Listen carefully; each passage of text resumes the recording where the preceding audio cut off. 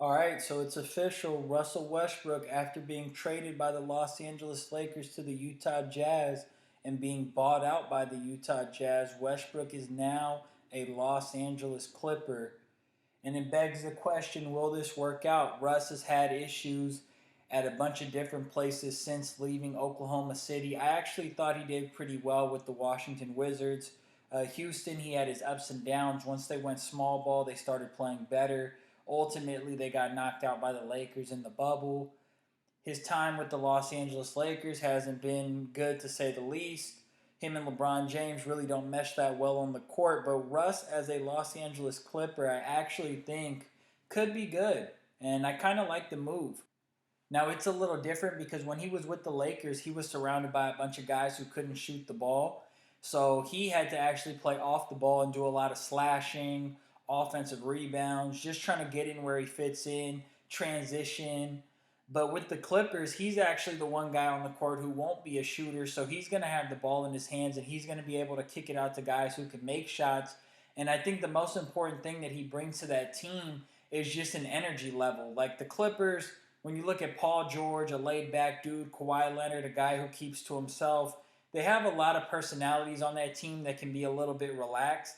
And Russell Westbrook just has that dog. He has that up tempo energy, and he could bring that to the locker room and actually be a spark plug, be a guy who kind of turns them up a little bit. Him being from Southern California, I think that blends well with Kawhi Leonard and Paul George. We know him and Paul George had some fun together in Oklahoma City. And I think Ty Lue is the perfect coach if you were ever going to wonder if Russ could fit into a role or if, there's a coach that could communicate with him, a player's coach who could get through to him and, make it clear to Russ that, hey, we need you in a limited role, but when we need you, you're going to be big time for us. I think that Ty Lue is the perfect coach for this type of situation. Like, if I could count on one coach to kind of figure this thing out with Russ, it would be Ty Lue. And as far as on the court, like I was saying, Russ is going to be surrounded by shooters. Russ is going to be able to have the ball in his hand and go downhill, knowing that they're just not going to collapse the paint on him. If anything, they'd rather him drive than him kicking it out to a Paul George or Eric Gordon. And when you talk about Eric Gordon, Paul George, Marcus Morris, these are jump shooters. Like Norman Powell will get into the paint a little bit. Kawhi loves operating out of the mid range, but he'll take it to the paint. He'll draw fouls when it matters most. But a lot of their guys, like Paul George, they like working out of the perimeter. Like I had this conversation on Twitter not too long ago. I was saying Paul George, his career could kind of be split up in two, pre-injury and post-injury. And it has a little bit of like a Kobe kind of comp to it where Kobe, when he was number 8, was super athletic. He had the fro. He was super athletic. He was quick. He would just beat you off of just being a pure athlete, just more athletic than you were. Like he just had that type of movement. But Kobe, after Shaq left and when he became more of a veteran and kind of mastered the game, he would work more out of the mid range, work more from the 3-point line, getting to the foul line. Like he just did a lot of the veteran stuff. That's when he really started looking like Jordan when Jordan was winning 6 championships and was just working out of that mid range, like just elite level playmaking out of the mid range. So Paul George, he feels a little bit like that, where post injury he doesn't have that same bounce, he doesn't have that same movement, he doesn't have that same speed. So a lot of it is working out of the perimeter. It's shooting jumpers, it's shooting 3-pointers. Like Paul George, he'll put the ball on the deck once or twice, like quick little move here, cross you up, or a hard side step or something like that, and then he's rising up for a jumper. So Paul George takes a lot of jump shots. Eric Gordon's going to take jump shots. The Morris brother is going to take jump shots. They're surrounded by a lot of shooters and good shooters. But Russ is the guy on the team that's going to get 2 feet in the paint and can really get 2 feet in the paint at will. Like whenever he wants, he's going to get to the paint. He's going to get to the cup. And I think that just gives them a different look. And like I said, with Ty Lue being able to put Russ in sort of a limited role, he can tell Russ, hey, game 1, you're a DNP. Game 2, you're a DNP. But hey, the series is tied 1-1 or we're down 0-2. We need a little bit of a spark plug. I'm inserting Russ, and Russ is going to make some plays for us. Like, I've seen Ty Lue do this with the Clippers. Like I've seen Ty Lue do this with DeMarcus Cousins. I've seen him do it with Rajon Rondo. I've seen him do it with different veteran players for the Clippers where he's like, hey, right now I'm going to insert you, Batum. Sometimes he has Batum start. Sometimes he doesn't give Batum a lot of minutes. Like, he just has his fingers on the pulse of the team, and he just feels them out well. He knows who to put in, who to take out. He's just the best coach when it comes to that kind of stuff, in-game adjustments. He can see when guys aren't attacking the basket or when guys aren't taking advantage of a matchup, and he'll put Russ in favorable situations so that way Russ can win and Russ can succeed, help the team succeed. Like, for example, if you're the Clippers and you play the Golden State Warriors in the first round, like if the Clippers are able to get the 3 seed and the Warriors are the 6 seed or something, you get the Warriors in the first round.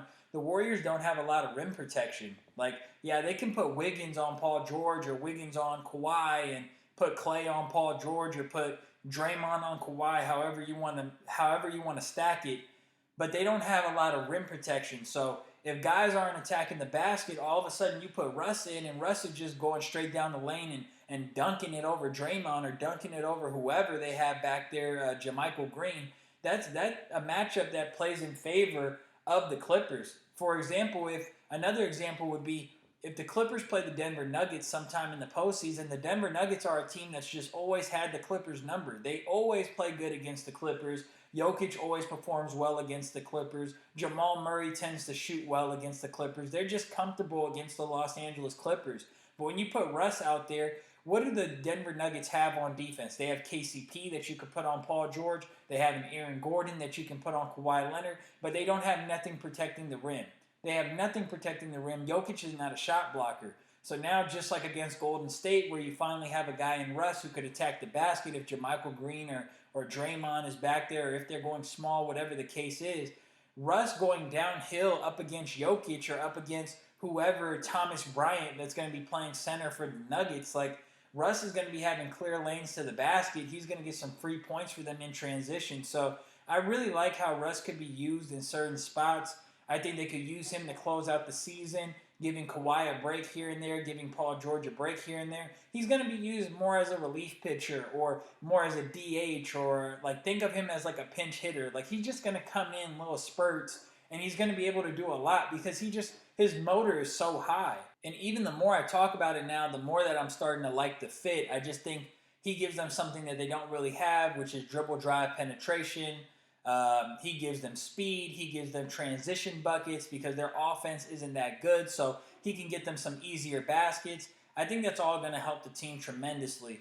And all in all, if Russ can just not be his own worst enemy, if he can just stay out of his own way, and if he can just play the way that we know that he can play, I think this could be a really good situation for him.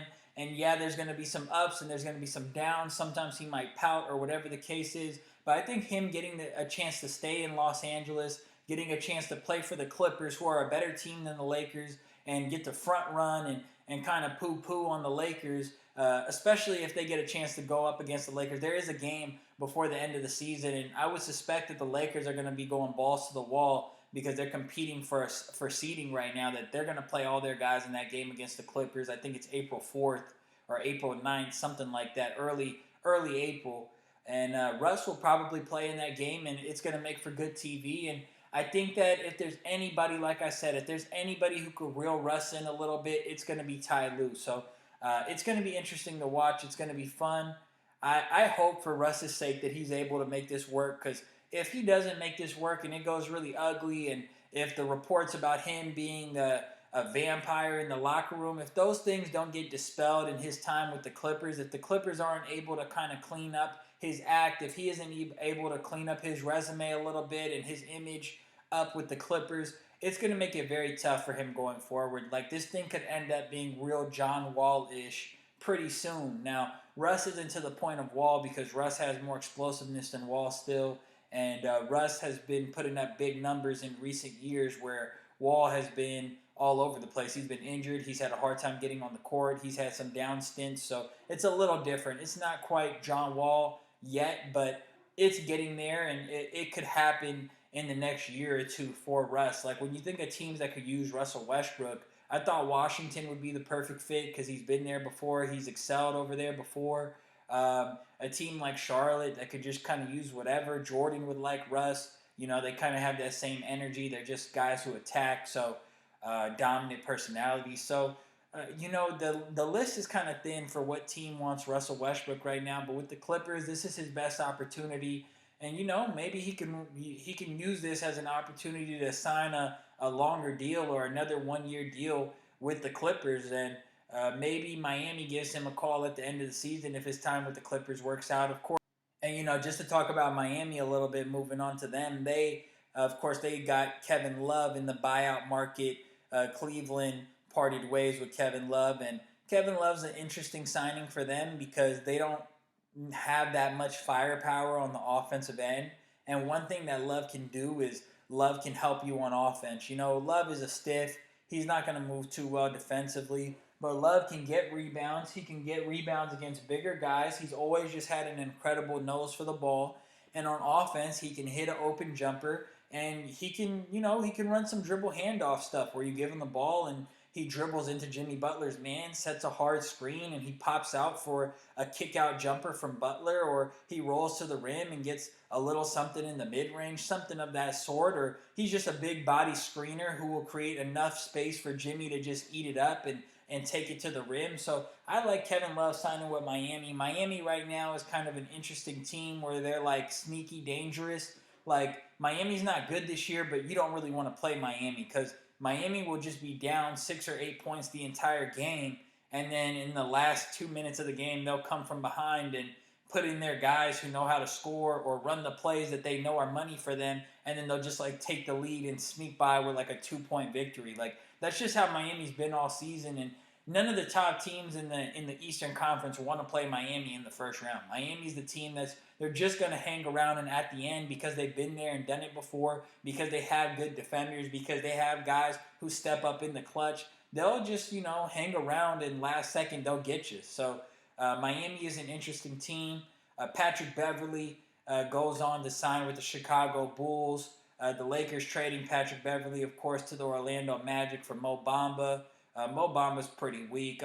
People getting excited for Mo Bamba in Los Angeles. I'm not too crazy about Mo Bamba, but Patrick Beverley with Orlando. Orlando drops him, and Beverley signs with Chicago. Chicago is his hometown. He gets a chance to go over there and turn them up a little bit because they're having a problem with energy. That's a team that is always pretty flat. Levine doesn't seem too interested in what they have going on right now. DeRozan is in and out the lineup. Lonzo, nobody knows what's going on with him. Caruso can't hit a shot from the perimeter. Patrick Williams' offense comes and goes. Vucevic can't protect the rim against anybody. I mean, it's just a free lane to the basket when Vucevic is in that center. So Patrick Beverley is just going to bring some competitive nature to that team. He's going to turn them up in the locker room, provide some leadership, maybe hit an open jumper, grab some rebounds, whatever the case is. I mean, Beverly and Caruso, they kind of bring a lot of the same things, but nonetheless, it should help Chicago a little bit. Chicago is kind of screwed for this season, though. At best, they're going to be like, a play-in team, probably lose in the play-in tournament. We'll see how that goes. The kind of middle bottom of the East is interesting with Orlando, Chicago, Toronto. The Knicks seem like they're getting out of that spot now because they've been balling. The Knicks might just finish as like the 6th seed. But then again, the Knicks could be in the play-in tournament because you got Miami that's working its way up. So, yeah, like the Miamis, the Knicks, even Brooklyn, if Brooklyn falls off a little bit, Orlando, Toronto, Washington even. Washington's offense is just amazing. They can't get a stop to save their lives. They can't stop a nosebleed, but Washington puts up points with the best of them. Like, their offense is just a lot of firepower. So it's going to be interesting to see how the rest of this season unfolds. In the buyout market, you're not usually going to get anybody who's like a big-time impact guy. There's a reason why they're on the buyout market in the first place. There's a reason why they're available at this point in the season. I was trying to tell a guy that on Twitter who was looking for the Warriors to get somebody to add, and I was letting him know, like, hey, you're not really going to find anybody for the Warriors who's going to like turn their season around. The Warriors' best bet is just that everybody gets healthy and that, they finally start playing a little bit of defense. And when it matters most, their championship pedigree just shines through. So Russ, once again, just getting back to the point, Russell Westbrook with the Los Angeles Clippers. I do like the move.